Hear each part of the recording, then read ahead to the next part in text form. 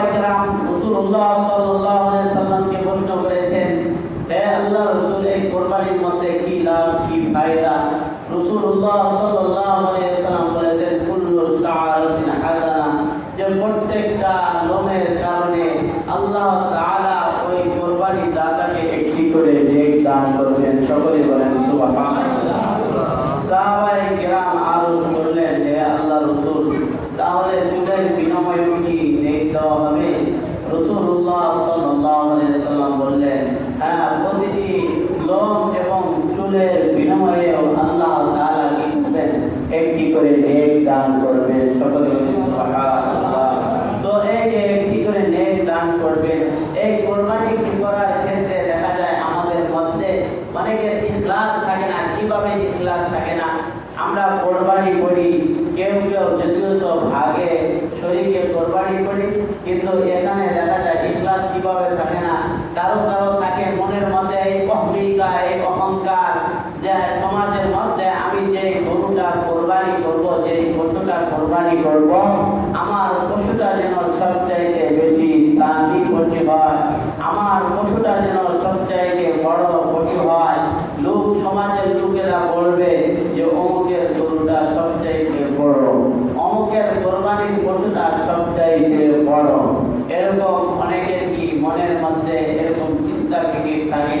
আবার অনেকে একা একা কুরবানি করে। এদেরও একটা মাস্টার এরকম হতে পারে, সকলেরই আছে, তা আমি বলতেছি না, কিন্তু এরকম হতে পারে যে আমি একা কুরবানি দিব, এটা তো একটা বড় প্রশংসার বিষয়।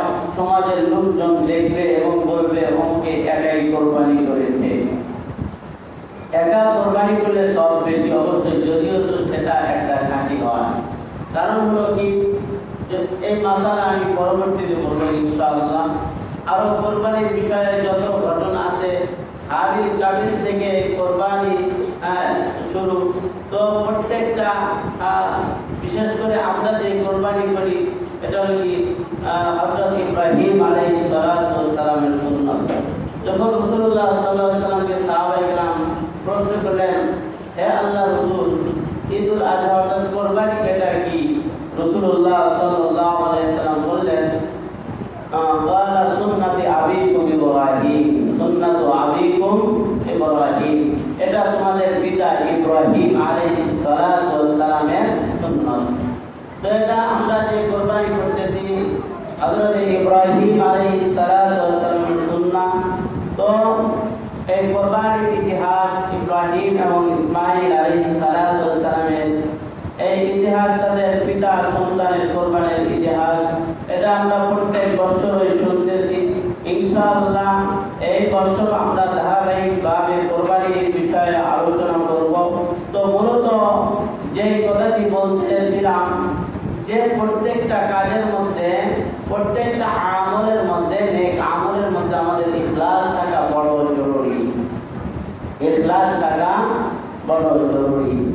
কারণ হলো আমি আপনি কুরবানি দিলে এটার মধ্যেও লৌকিকতা থাকা যাবে না, রিয়া থাকা যাবে না, অর্থাৎ মানুষকে দেখানোর উদ্দেশ্য থাকা যাবে না, বরঞ্চ উদ্দেশ্য থাকতে হবে রব আমাকে কুরবানি দেওয়ার মতো সামর্থ্য দিয়েছেন, এই পরিমাণ সম্পদ দান করেছেন, সেই রবকে আমি সন্তুষ্ট করার লক্ষ্যে, সন্তুষ্ট করার উদ্দেশ্যে সেই রবের জন্য আমি কুরবানি করছি।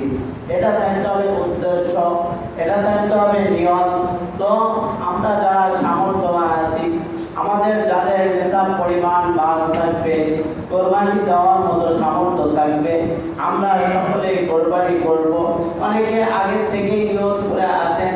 তো নিয়তটা প্রথমত আমরা নিয়তটা সহি শুদ্ধ করব এবং এই কোরবানির এই সব অর্জন করার জন্য আমরা সকলেই চেষ্টা করব। যাদের সামর্থ্য আছে, অনেকে আছে সামর্থ্যবান, কিন্তু সামর্থ্যবান থাকাও কি করে না, থাকা সত্ত্বেও কোরবানি করে না। তাদের জন্য মাসালা আছে, যারা করে না তাদের জন্য করণীয় কি? সামর্থ্যবানদের জন্য যদি যাদের আপনার কোরবানি যাদের উপর ওয়াজিব হবে, ওয়াজিব হওয়ার পরেও যদি কোরবানি না করে, তাহলে ওই কোরবানির দিনগুলো যাওয়ার পরে ওই ব্যক্তিকে একটি খাসি ক্রয় করে এটা সত্য করে দিতে হবে।